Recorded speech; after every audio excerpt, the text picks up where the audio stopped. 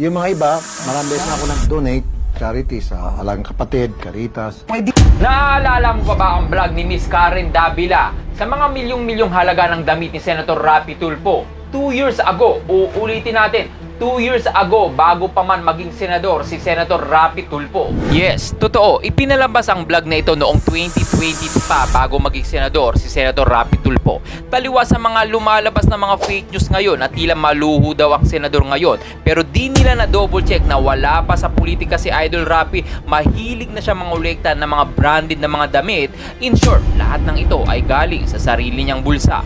At alam mo rin ba, mula noon pa at hanggang ngayon sa kasalukuyan ay ibinibenta na ni Senator Raffy Tulfo ang ilan sa kanyang mga branded na damit at magugulat ka at lalo kang mabibilib kay Senator Tulfo dahil ang mga 100% ng benta ng mga damit na ito ay ibinigay niya sa iba't ibang charity organization at itinutulong niya sa mga nangangailangan. Ayon kay Senator Raffy Tulfo ngayon, bilang senador, mas nakikita niya ang hirap ng buhay na pinagdaraanan ng ating mga kababayan. Kaya patuloy niyang binibenta ang kanyang mga branded na damit na kanyang napundar bago pa man siya maging senador at ibinibigay niya sa mga charity ang mga 100% na mga benta nito. Dagdag pa ni Idol Raffy Tulfo na mas nabawasan na ang kanyang hilig sa pangongolekta ng branded na damit nang maging senador na siya dahil mas naging focus na siya sa Senado at tila ibinibenta niya na ang iba dito para makatulong sa mga nangangailangan. Dahil sa ganda at taas ng performance na ipinapakita ni Senator Raffy Tulfo sa Senado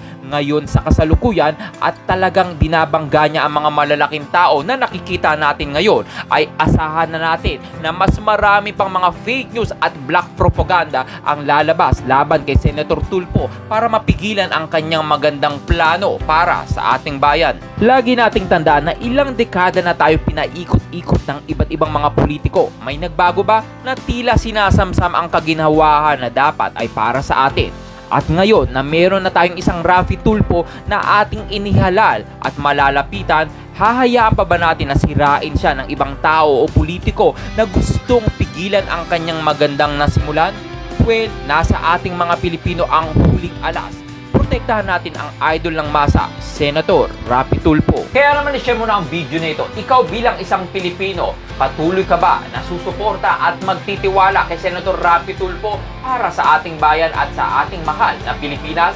Well, i-comment mo lang yung reaksyon sa video sa baba.